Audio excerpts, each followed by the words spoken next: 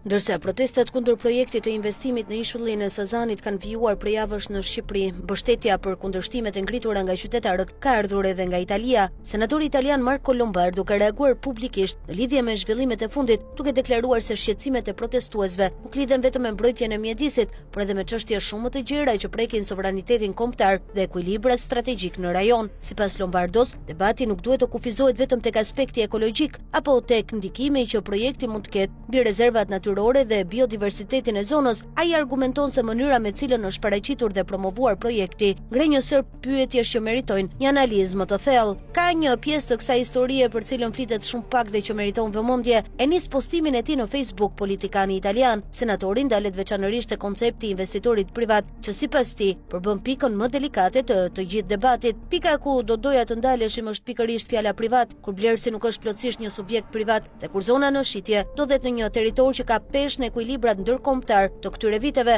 ajo që duket si një operacion imobiliar blien vetëm metra katror Bregdeti, po vihet dorë mbi një pozicion strategjik. Tek zona I, sipas Lombardos, kur një subjekt me ndikim të konsiderueshëm politik dhe institucional ndërkombëtar përfshihet në një projekt të tillë, është e nevojshme që opinioni publik të marrë përgjigje të qarta mbi natyrën reale të investimit dhe objektivat e fatgjata të tij. Një nga aspektet që ka tërhequr më shumë vëmendje në reagimin e senatorit italian është mundësia që territori në fjalë të marrë në të ardhmen një funksion strategjik që shkon përtej turizmit. Atje mund të ndërtohet herët avon një bazë ushtarake. Një hotel luksoz dhe një bazë ushtarake nuk janë saktësisht e njëjta gjë, shpreh ai. Lombardo argumenton se nëse një skenar i tillë do të rezultonte i vërtet, atëherë çështja nuk do të kishte më të bënte vetëm me zhvillimin ekonomik apo turistik të zonës. Nëse gjërat do të qëndronin vërtet kështu, do të përballeshim me një ndërhyrje të huaj brenda sovranitetit të një vendi tjetër, por më tepër